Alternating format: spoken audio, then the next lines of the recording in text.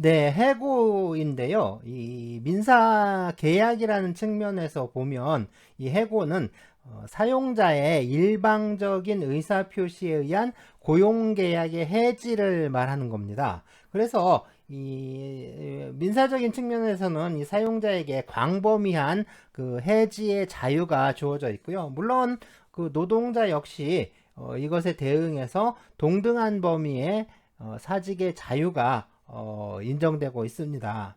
하지만 이 해고의 자유는 결국에 이 경제적, 사회적 약자일 수밖에 없는 이 노동자에게는요, 이 실직과 생계의 위협을 의미하는 거겠죠. 그러니까 이 해고를 좀 제한할 필요성이 있습니다.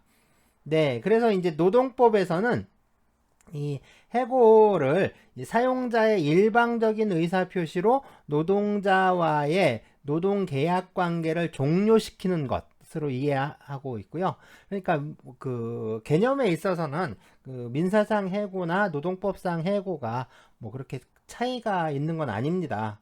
역시 이 법률상으로는 해지에 속하고요. 네, 형성법에 해당합니다. 네, 그래서 이 노동법에서는 해고를 제한하고 있는데, 네, 이제 대표적인 게 이 근로기준법에서 좀 사용자의 해고를 제한하는 여러 규정들을 좀 두고 있습니다. 가장 대표적인 규정은 근로기준법 제23조인데요. 사용자가 노동자를 해고하려면 해고에 정당한 이유가 있어야 합니다. 그렇다면 이 해고의 정당한 이유가 무엇냐? 예, 판례는요, 이 사회 통념상 고용관계를 계속할 수 없을 정도로 노동자에게 책임이 있는 사유 또는 경영상의 필요가 있는 경우이다라고 설명하고 있습니다. 그렇다면 이 정당한 이유는 어떤 그 구체적인 사안에 따라서 이렇게 평가할 수밖에 없는데요.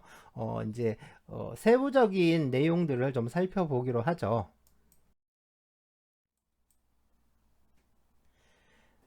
네, 이 노동계약은 이 노무의 제공과 또 임금의 지급을 목적으로 하는 계약이니까 이 노무 제공 능력, 다시 말해서 업무 수행 능력이 좀 결여되어 있는 것은 당연히 정당한 해고 사유가 될 수 있습니다.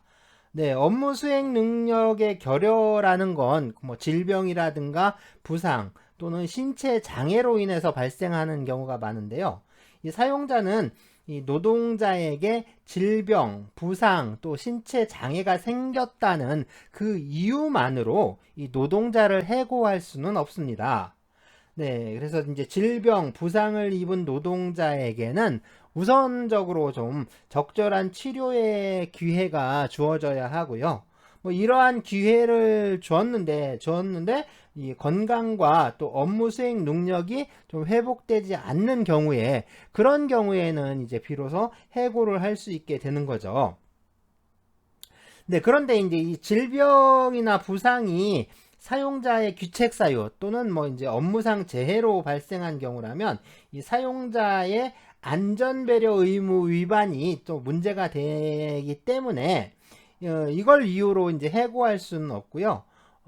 노동자에게 남아 있는 능력이 그러니까 이제 그 잔존 능력으로 이제 감당할 수 있는 그런 좀 쉬운 업무로 뭐 이제 전직하거나 그러니까 이제 배치 전환을 하도록 이렇게 노력을 먼저 해야 되고 뭐 그러한 가능성이 없거나 또는 이제 노동자가 쉬운 업무를 거부한다거나 뭐 그 업무조차 이제 감당할 수 없는 그런 경우라면 그때서야 이제 비로소 해고 사유가 된다라고 할 수가 있습니다.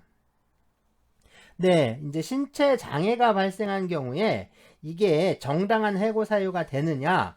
이건요, 이 발생의 원인, 또 경위, 뭐 특히 이제 사용자의 귀책 사유나 이게 업무상 재해에 의한 것인지, 또 뭐 치료 기간이나 노동 능력 상실의 정도라든가, 뭐 잔존 능력으로 감당할 수 있는 업무가 있느냐 없느냐, 그리고 사용자의 어떤 대체 업무로 전환하려고 하는 노력이라든가 대체 업무에 대한 노동자의 뭐 적응 능력 뭐 이런 것들을 좀 종합적으로 판단을 해야 합니다. 근데 다른 한편으로 이 음주벽 있죠. 뭐 이제 술을 너무 많이 마신다거나 주사가 있다거나 예, 그런 경우 또 이제 마약 중독 뭐 이런 거 그런 것들로 이 정상적인 업무 수행이 곤란하게 되는 경우에는 이건 역시 정당한 해고 사유가 된다라고 할 수가 있습니다. 또 이 다른 노동자와의 협력을 통해서 수행해야 하는 그런 업무를 담당하고 있는 사람이 뭐 통솔력이라든가 무슨 협동정신 이런 것들이 좀 부족한 경우가 있는데 그런 경우라면 역시 정당한 해고 사유가 된다라고 볼 수가 있고요.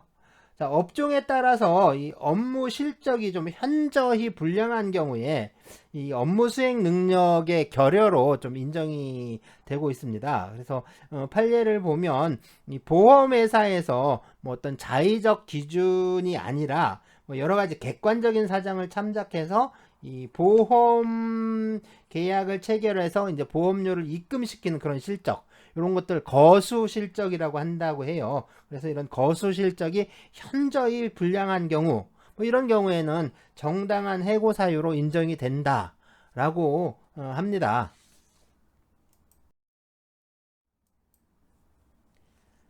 네, 그리고 이제 직무에 따라서는 그 직무에 필요한 뭐 자격이라든가 면허, 지식, 기능 뭐 그런 것들을 또 상실하거나 또 그런 것들이 좀 미비한 거 이런 것도 좀 정당한 해고 사유가 될 수 있는데 뭐 이러한 사유가 발생했다 하고 해서 곧바로 이게 이제 해고할 수 있는 건 아니겠죠.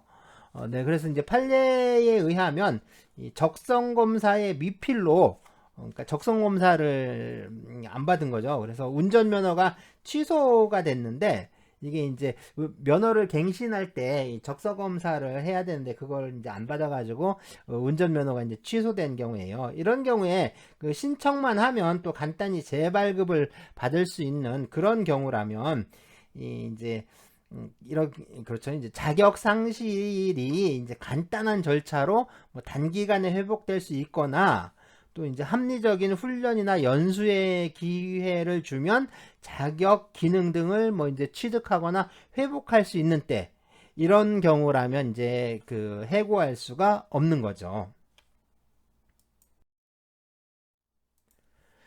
자, 무단결근의 경우인데요. 네. 이 노동자가 노동계약상의 의무, 그래서 다시 말해서 이 노무 제공 의무와 또 이제 성실 의무를 아주 중대하게 위반하는 경우, 그런 경우에도 역시 정당한 해고 사유가 됩니다.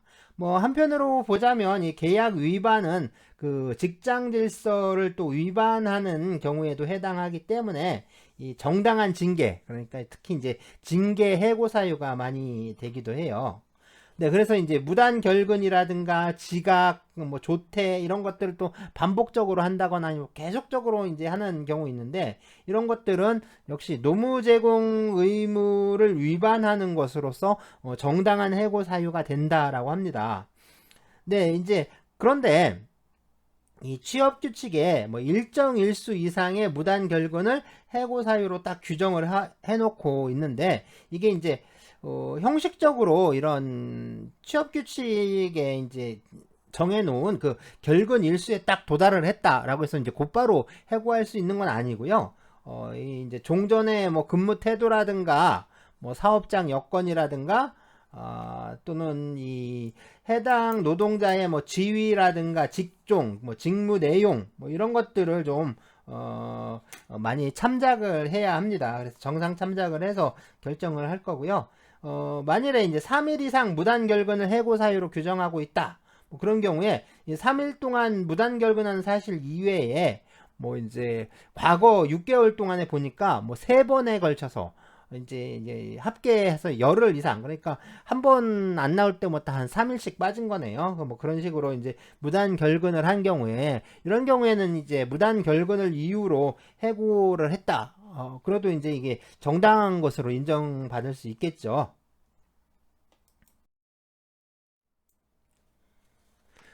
네, 노무 제공 의무는 이 성실하게 근무할 의무를 또 말하는 거니까 노동자가 좀 불성실하거나 어떤 불량한 그런 노무 제공을 반복하는 경우에는 이 노무 제공 의무를 위반한 것으로 이 정당한 해고 사유가 됩니다.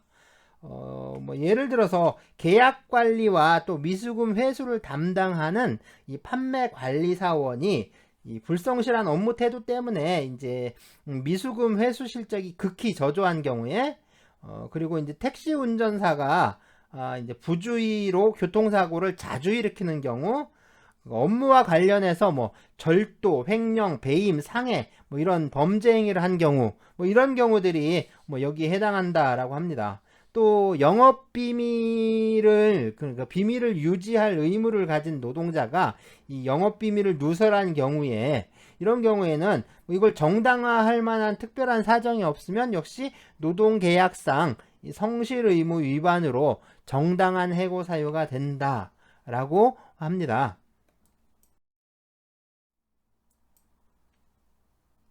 네, 노무 제공 의무의 이 구체적인 내용은 일반적으로 이 사용자의 인사권이나 지휘 명령권의 행사에 따라서 확정이 되니까요. 뭐 인사처분이나 이 지휘 명령에 따르지 않으면 이 노무 제공 의무 위반으로 정당한 해고 사유가 됩니다. 예를 들어서 뭐 사내 대기 명령을 받고 이 대기하지 않거나 또 출근조차 하지 않는 경우 어, 적법한 전근 명령에 불응해서 이 부임을 거부하는 경우, 운수업체에서 사용자의 배차 지시를 거부하는 경우, 또 노동자가 안전보건규칙을 위반하는 경우, 그리고 상사에게 폭언하는 경우, 뭐 이런 경우들이 여기에 해당합니다. 네, 인사처분이나 지휘 명령이 이 강행법규나 또는 이제 사회 질서 또는 취업 규칙에 위반하여 무효가 되는 경우가 있는데 이런 경우에는 이런 어떤 처분이나 명령에 따르지 않더라도 해고 사유가 되지는 않겠죠.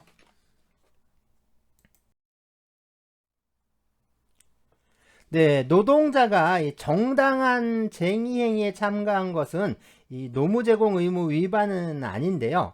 그렇지만 이제 위법한 쟁의 행위라든가 그런 위법한 조합 활동에 참가함으로써 이 노무 제공을 하지 않는다거나 또는 이제 태업처럼 작업 능률을 저하시키는 경우에는 이 노무 제공 의무 위반으로 역시 정당한 해고 사유가 됩니다.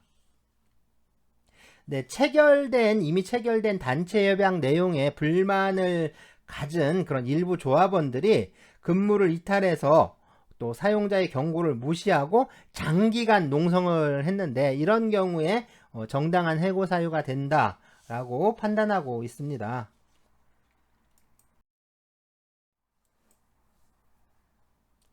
네, 사생활의 문제, 개인의 사생활 문제는 이게 정당한 해고 사유가 되진 않는데요. 그렇지만 이게 유죄 판결을 받아서 뭐 법률이나 취업 규칙 등으로 정한 어떤 직원의 결격 사유라든가 또는 해고 사유에 해당하는 경우가 있습니다. 이런 경우에는 정당한 해고 사유가 될 수 있는 거죠. 예를 들어서 이제 농협중앙회가 금고 이상의 형의 집행유예를 받고 그 기간이 종료되지 않은 자를 해고한 거, 뭐 이건 좀 정당하다, 뭐 이렇게 판단한 판례가 있고요. 또 금고 이상의 형의 집행유예를 받은 자를 단연퇴직 대상으로 정한 이 사립학교법 제57조에 근거해서 해고한 경우 역시 이러한 규정은 헌법에 위반되지 않는다라고 판단했고요. 단체협약에서 금고 이상의 형이 확정되었을 때, 뭐 이때를 해고 사유로 정한 경우에 금고 이상의 형이 반드시 또 실형만을 의미하는 것은 아닙니다. 또 노동자가 형사사건으로 구속되거나 형을 받아서 장기간 이 노무 제공이 불가능하게 된 경우 이런 경우도 정당한 해고 사유가 된다라고 판단하고 있습니다.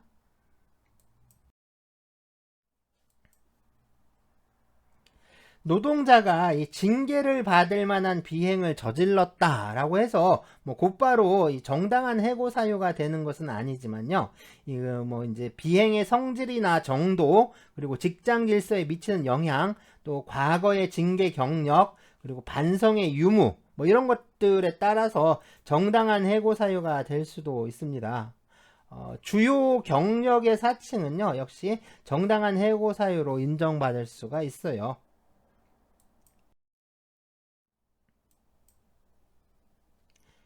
네, 취업 규칙이나 이 단체 협약에서 해고할 수 있는 사유를 쭉 열거해서 규정하는 경우가 있는데, 뭐 여기에 규정된 사유는 결국에 당사자가 좀 주관적으로 설정한 거니까요. 뭐 여기에 해당한다고 해서 뭐 곧바로 해고를 할 수 있는 것도 아니고, 뭐 그렇게 해고한 게 항상 법적으로 또 유효한 것이라고 하기도 어렵습니다. 그러니까 이 객관적으로 좀 정당한 이유가 아닌 것을 그런 걸 이제 해고 사유로 규정한 취업 규칙이라든가 뭐 이 단체 협약의 규정은 당연히 무효가 되겠죠. 그리고 취업 규칙에 정한 해고 사유에 해당해서 해고를 한 경우에도 이 법원이나 노동위원회는 그 해고에 정당한 이유가 존재하느냐 뭐 이런 것들을 좀 별도로 판단을 할 수가 있습니다. 네, 판례에 의하면 이 취업 규칙으로 정한 징계 해고 사유에 해당한다 하더라도 당연히 그 징계 해고 처분이 정당한 이유가 있다라고 볼 수는 없고요. 고용 관계를 유지하는 것이 좀 현저히 부당하거나 또는 불공평하다고 인정될 정도에 이르러야 이때 해고의 정당성이 인정된다라고 보고 있습니다.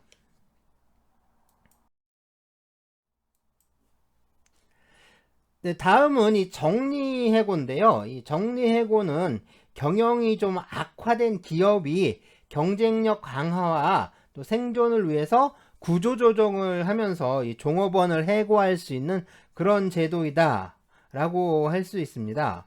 네, 근로기준법에서는 이 경영상 이유에 의한 해고라는 용어를 사용하고 있고요. 네, 이 정리해고는 원래 법적 근거 규정이 없었어요. 그래서 판례에 의해서 뭐 좀 일정한 어떤 엄격한 그 일정하고 엄격한 요건 하에 인정이 되던 제도인데 이게 1997년에 근로기준법을 전면 개정하면서 이 법률 규정을 마련했습니다.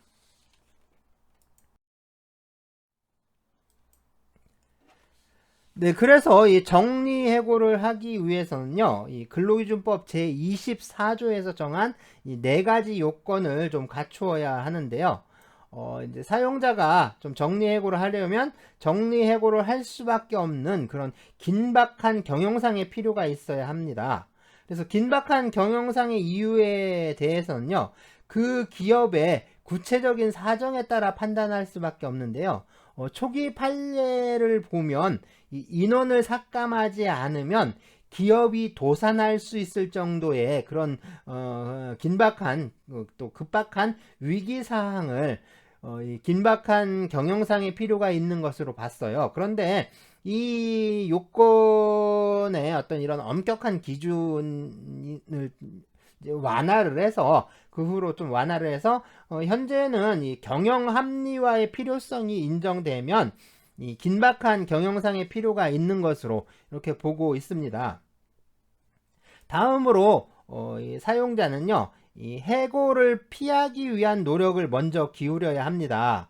네, 긴박한 경영상의 필요가 있더라도 이 과잉 인원을 해고하지 않고 좀 노동관계를 유지할 수 있는 방법을 좀 최대한 먼저 모색을 한 후에 더 이상 그러한 방안을 강구할 수 없게 된 경우 그런 경우에 이 최후의 보충적인 수단으로 해고를 할 수 있다. 뭐 이제 이런 의미인 거죠. 네, 그 세 번째는 이 정리해고 대상자를 선정할 때는 좀 합리적이고 공정한 해고의 기준을 정하고 이것에 따라 대상자를 선정해야 합니다. 또 이 사용자는요, 이 해고하려는 날 50일 전까지 이 노동자 대표와 통보하고 노동자 대표에게 통보를 하고 또 성실하게 협의를 해야 합니다. 그러니까 이제 어떤 해고 회피 노력이나 대상자 선정에 대해서 협의를 하는 거겠죠. 원래 이 입법 당시에 이 규정은 60일이었는데 그 이후에 이제 10일이 단축돼서 50일로 좀 단축이 됐고요.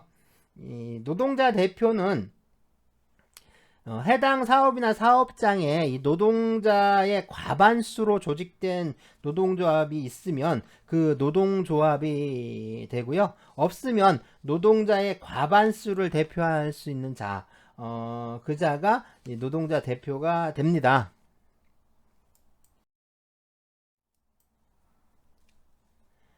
자, 사용자는 노동자가 업무상 부상이나 또는 질병의 요양을 위해서 휴업한 기간과 그 후 30일 동안 또는 임신 중인 여성의 산전 후 휴가 기간과 그 후 30일 동안은 해고할 수가 없습니다.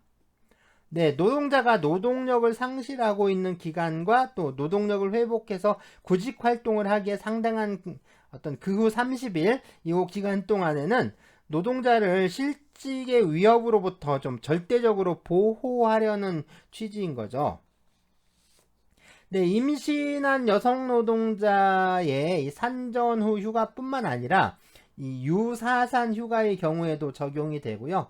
육아휴직 기간에도 노동자를 해고할 수가 없습니다.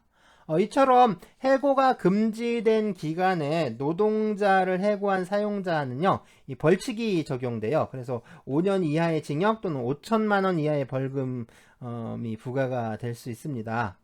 그리고 이 금지 기간에 한 해고는 이게 좀 위법한 해고가 돼서 이게 무효이고요. 해고를 한 후에 이 금지 기간이 지났다고 해서 이 무효였던 해고가 유효로 되지는 않아요. 하지만 이 사용자가 이 노동자의 업무상 부상이나 질병에 대해서 뭐 일시 보상을 하는 경우 또는 이제 사업을 계속할 수 없게 된 경우에는 예외적으로 이런 시기적 제한을 받지 않게 됩니다. 네, 사용자가 이 노동자를 해고하려면요, 이 정리해고를 포함하는 건데 이런 경우에는 적어도 이 해고하려는 날 30일 전에 해고의 예고를 해야 합니다. 해고된 노동자에게 새 직장을 구할 수 있는 어떤 시간적이고 경제적인 여유를 주기 위한 건데요. 이 해고 예고는 해고에 정당한 이유가 있는 경우에 이 추가적으로 적용되는 절차상의 제한이라고 할 수 있는 거죠. 그러니까 해고 예고를 했다고 해서 정당하지 않은 해고가 정당한 해고가 되는 건 아닙니다. 그럼 해고 예고를 할 수 없는 경우도 있겠죠. 그래서 해고 예고를 할 수 없는 경우에 이때는 30일분 이상의 30일분의 통상 임금을 지급을 하고 네, 노동자를 즉시 해고할 수 있습니다.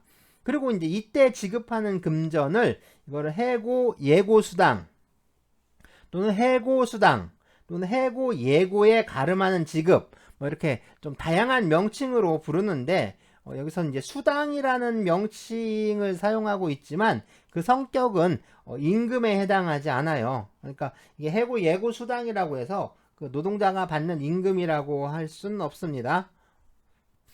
네. 그리고 해고 예고 수당은 이게 해고의 유효 여부와 상관없이 지급되어야 하는 금전이기 때문에 해고가 부당 해고에 해당을 해서 해고가 무효가 되더라도 뭐 이미 지급된 해고 예고 수당은 이게 이제 부당 이득이 되지는 않아요. 자, 해고 예고를 하지 않아도 되는 경우들이 있는데요. 먼저 이 근속기간이 3개월 미만인 노동자의 경우에 해고 예고를 하지 않아도 되고요. 그 다음에 천재사변이나 뭐 그 밖에 부득이한 사유로 사업을 계속하는 게 불가능한 경우 이때도 해고 예고를 하지 않을 수 있습니다. 네, 마지막으로 노동자가 고의로 어떤 사업에 막대한 지장을 초래하거나 또는 재산상 손해를 끼친 경우인데요. 이때는 이 고용노동부령으로 정하는 그런 사유에 해당하는 경우입니다. 이거는 그 근로기준법 시행규칙 제4조와 또 이제 별표에 그 규정하고 있는데 9가지 경우를 또 규정을 하고 있습니다. 네, 뭐 그렇게 중요한 건 아닌데요. 간략하게 한번 대충 읽어보면 이렇게 규정하고 있어요. 먼저 납품업체로부터 금품이나 향응을 제공받고 불량품을 납품받아 생산에 차질을 가져온 경우, 영업용 차량을 임의로 타인에게 대리운전하게 하여 교통사고를 일으킨 경우, 사업의 기밀이나 그 밖의 정보를 경쟁관계에 있는 다른 사업자 등에게 제공하여 사업에 지장을 가져온 경우, 허위 사실을 날조하여 유포하거나 불법 집단 행동을 주도하여 사업에 막대한 지장을 가져온 경우, 영업용 차량 운송 수익금을 부당하게 착복하는 등 직책을 이용하여 공금을 착복, 장기유용, 횡령 또는 배임한 경우, 제품 또는 원료 등을 몰래 훔치거나 불법 반출한 경우, 인사, 격리, 회계 담당 직원이 노동자의 근무 상황 실적을 조작하거나 허위 서류 등을 작성하여 사업에 손해를 끼친 경우, 사업장의 기물을 고의로 파손하여 생산에 막대한 지장을 가져온 경우, 그 밖에 사회 통념상 고의로 사업에 막대한 지장을 가져오거나 재산상 손해를 끼쳤다고 인정되는 경우, 네, 거의 뭐 이게 범죄 행위를 했을 때죠. 그러니까 그 회사 업무와 관련해서 범죄 행위를 한 거의 그런 경우들에는, 근데 대부분 이제 이게 징계 해고 사유가 될 텐데요. 징계 해고를 하면서 해고 예고를 할 필요 없이 바로 이제 즉시 해고를 할 수 있는 경우들인 거죠. 네, 사용자가 노동자를 해고를 하려면 이 해고 사유와 또 해고 시기를 서면으로 통지를 해야 합니다. 이 사용자가 노동자를 해고하는데 좀 신중을 기하게 하면서 또 해고의 존부라든가 그 시기, 그 사유를 좀 명확하게 해서 사후에 뭐 이걸 둘러싼 분쟁이 좀 적정하고 용이하게 해결이 되고, 뭐 노동자에게는 해고에 적절히 대응할 수 있도록 이제 하려는 그런 취지라고 할 수가 있습니다. 사용자가 이 해고의 예고를 하면서 이 서면으로 해고 사유와 해고 시기를 명시해서 예고한 경우, 이런 경우에 해고일에 다시 해고의 서면 통지를 하지 않아도 해고의 효력이 있습니다. 그러니까 좀 전에 본 해고 예고를 서면으로 통지를 하면 실제로 해고되는 날에는 또다시 서면 통지를 할 필요는 없다는 거죠. 자, 이 해고를 하면서 서면으로 통지를 하지 않거나 또는 해고 사유나 해고 시기를 제대로 기재하지 않은 경우에 해고의 효력이 발생하지 않습니다. 그러니까 해고는 무효가 되고 이 부당해고가 되는 거죠. 네, 그렇다면 이 부당해고의 구제 방법인데요. 이 부당해고의 구제 방법에는 먼저 노동위원회를 통한 행정적 구제 방법과 이 민사법원을 통해서 하는 사법적 구제가 있습니다. 네, 노동위원회를 통한 구제 방법은, 이 방안은 이 민사소송을 통한 사법적 구제가 좀 시간과 비용이 많이 들고 또 엄격한 절차 등을 요구하고 있어서 이 노동자들이 이용하기가 어렵기 때문에 좀 간이하고 신속하면서 또 비용이 적게 드는 그런 행정적 구제 절차를 뭐 이용할 수 있게 하자 하는 뭐 그런 취지에서 1989년에 도입된 제도입니다. 요거는 이제 미국이나 일본에서, 그러니까 이 노동위원회 제도를 운영하고 있는 미국이나 일본에서도 찾아볼 수 없는, 그러니까 우리나라 노동위원회의 어떤 좀 특징이라고 할 수 있는 거죠. 그래서 부당해고 구제 신청을 노동위원회에서 다루고 있는 거는 그 우리나라의 특징입니다. 그러니까 다른 나라에는 좀 없어요. 네, 하지만 이 해고, 휴직, 징계 등의 효력에 관한 권리 분쟁을 이걸 법관의 자격이 없거나 또 심지어 법률가가 아닌 그런 노동위원회 공익위원들한테 맡긴다는 거, 이 점, 그리고 그것 때문에 좀 엄격한 법적 판단이 결여될 여지가 있다는 점, 그리고 노동위원회에 사건이 많거나 또 인력이 부족하면 신속하게 처리되지도 못한다는 점, 뭐 이런 것들이 좀 한계로 지적되고 있고요. 이런 한계들이 지적되다 보니까 이 노동법원을 설립을 해서 이 해고 등의 어떤 노동법상의 권리 분쟁을 좀 전담하게 하자 하는 주장들이 좀 설득력 있게 제시되고 있습니다. 네, 부당 해고의 이 구제 절차는 기본적으로 이 부당 노동 행위의 구제 절차와 같은데요. 먼저 구제 신청의 대상이 되는 것은 이 부당 해고 등입니다. 그러니까 이 정당한 이유 없이 한 어떤 해고, 휴직, 전직, 정직, 감봉 뭐 그밖에 징벌이 여기에 해당해요. 하지만 이건 이제 근로기준법에서 명시적으로 좀 예시하고 있는 것에 좀 불과하거든요. 그러니까 이것들과 비슷한 성질을 갖고 있는 뭐 전출, 전직, 그 다음에 휴직자의 복직 거부, 뭐 이런 인사처분도 정당한 이유가 없으면 역시 구제 신청의 대상에 포함된다 라고 할 수 있습니다.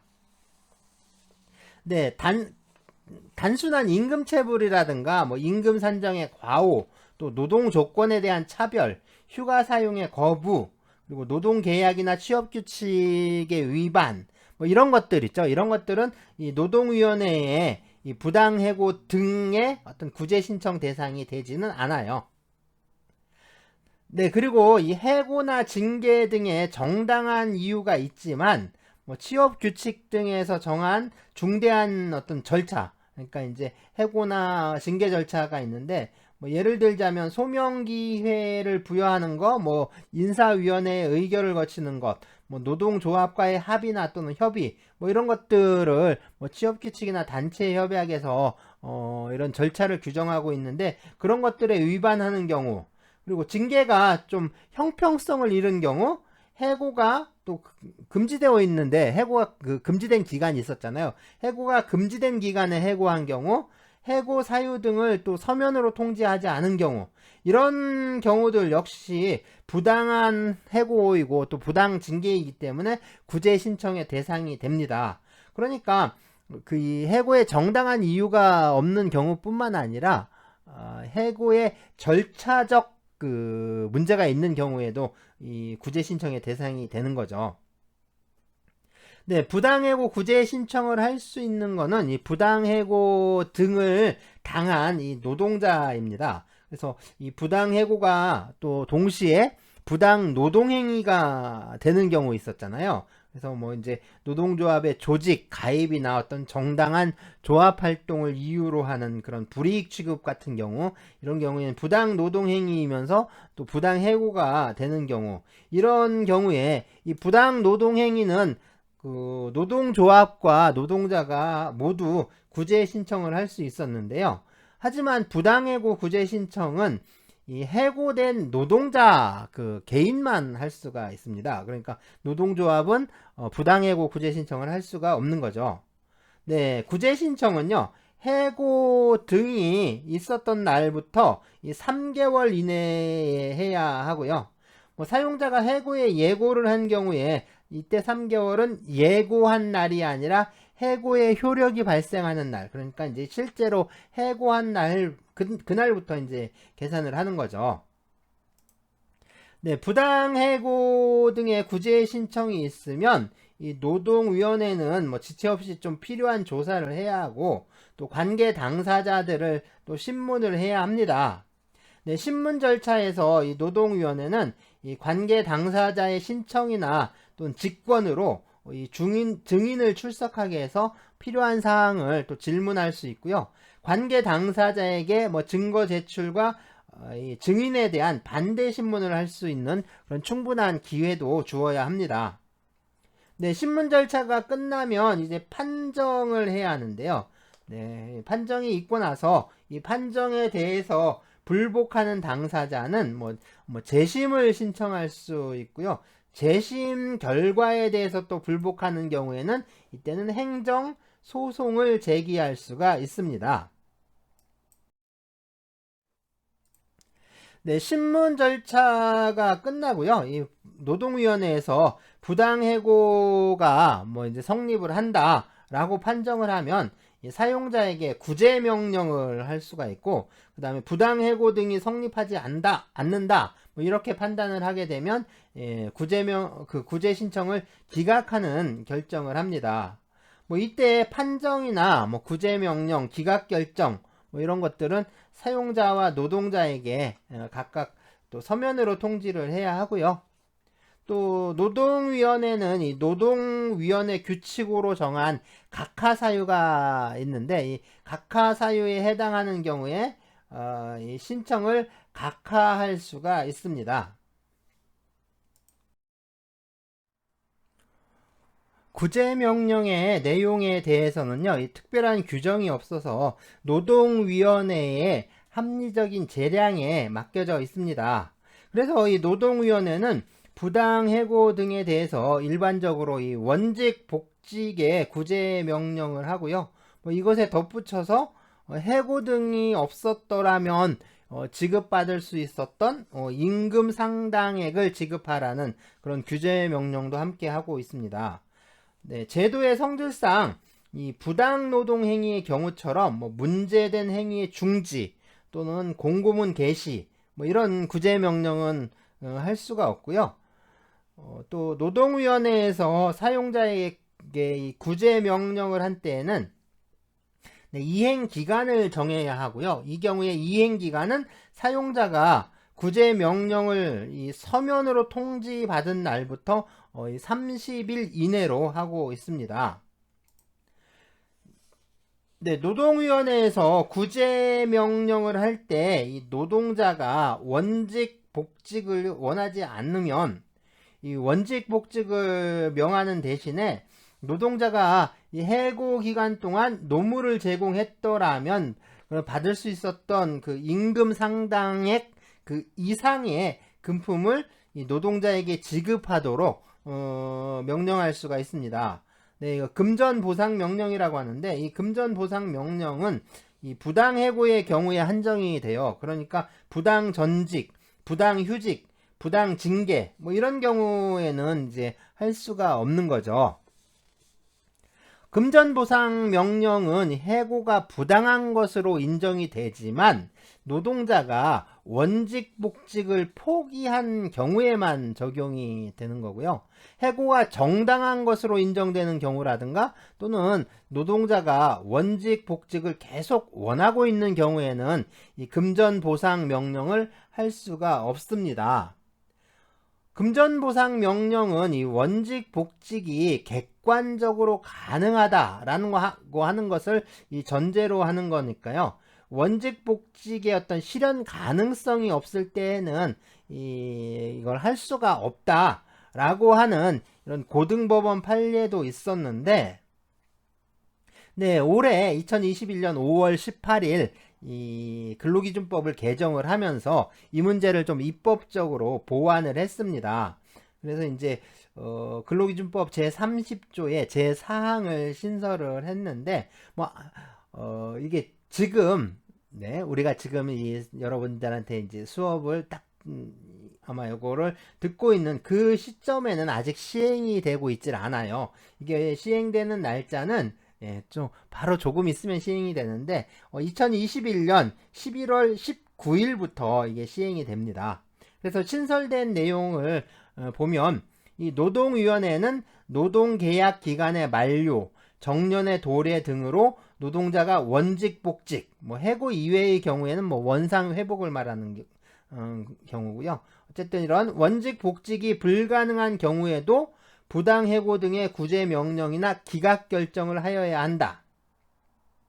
이 경우 노동위원회는 부당해고 등이 성립한다고 판정하면 노동자가 해고 기간 동안 노무를 제공하였더라면 받을 수 있었던 임금 상당액에 해당하는 금품, 해고 이외의 경우에는 원상회복에 준하는 금품을 사업주가 노동자에게 지급하도록 명할 수 있다.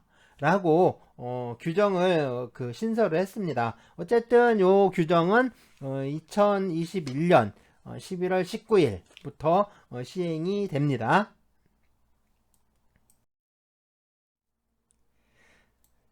네, 지방노동위원회에서 뭐 구제명령이나 기각 결정을 했을 때 여기에 불복하는 사용자나 노동자가 있겠죠. 그래서 여기에 불복하는 당사자는 이 구제명령서나 뭐 기각 결정서를 송달받은 날부터 10일 이내에, 그러니까 10일 이내에 중앙노동위원회에 재심을 신청할 수가 있습니다.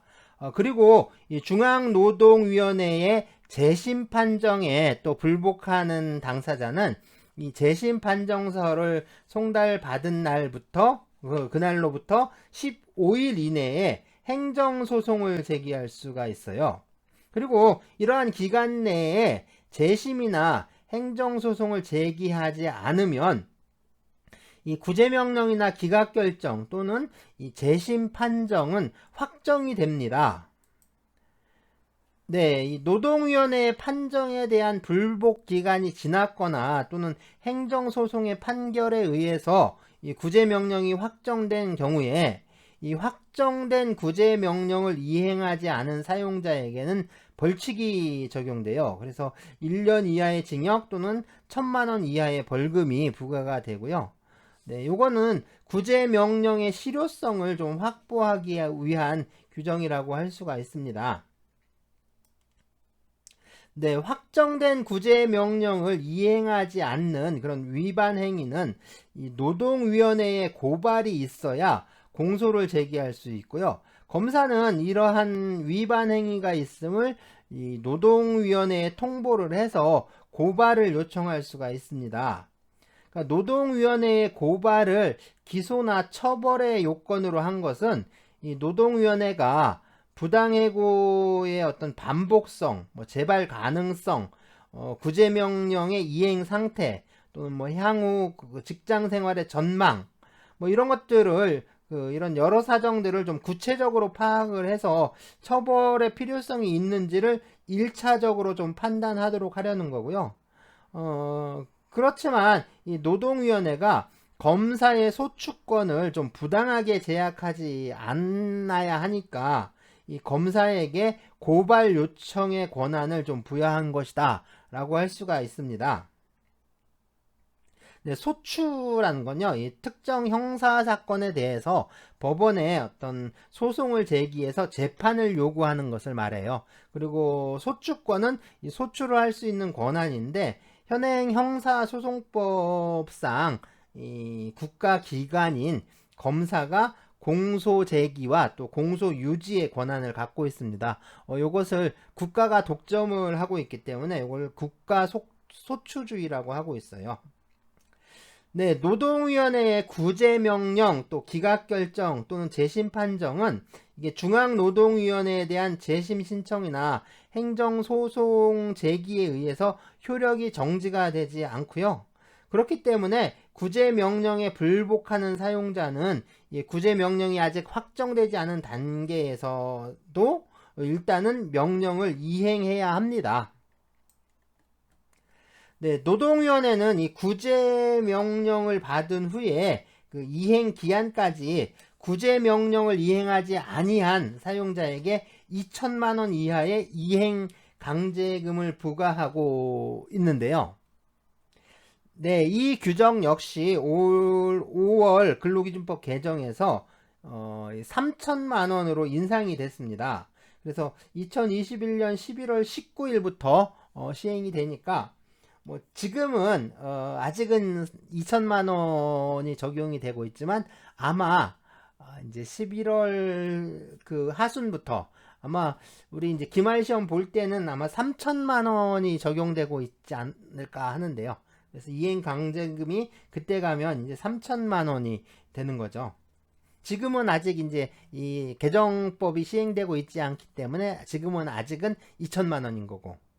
네. 그래서 11월 19일이 지나면 3,000만 원이 되는 겁니다.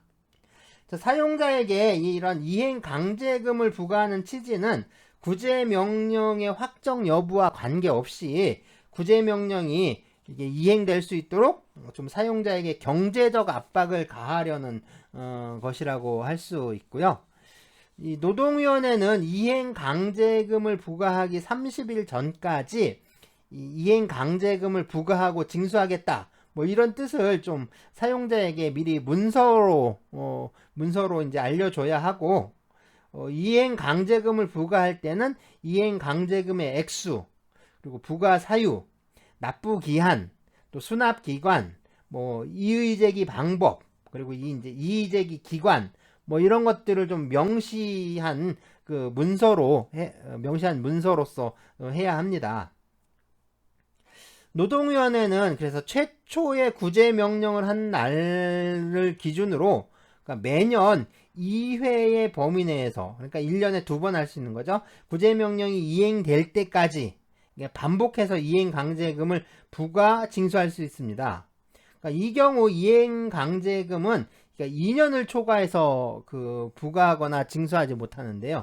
결국에 이행 강제금의 최대 그 부과 횟수는 그 4회가 되는 거죠. 4번까지 부과할 수가 있는 겁니다.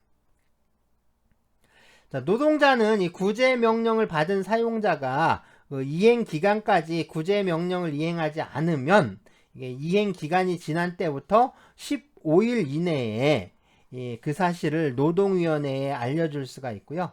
네, 노동위원회는 이 구제명령을 받은 자가 구제명령을 이행하면 새로운 이행 강제금을 부과하지 않습니다. 그렇지만 구제명령을 이행하기 전에 이미 부과되어 있던 그런 이행 강제금은 다시 징수를 해야 하는 거예요. 그러니까 이행 강제금을 부과를 하면 그거는 나중에 구제명령을 이행하더라도 이미 부과된 이행강제금은 납부를 해야 하는 거죠. 자, 노동위원회는 이 이행강제금 납부 의무자가 이 납부 기한까지 이행강제금을 내지 않으면 기간을 정해서 이제 독촉을 하고요. 지정된 기간에 이행강제금을 내지 않으면 이 국세 체납 처분의 예에 따라서 강제 징수할 수가 있습니다.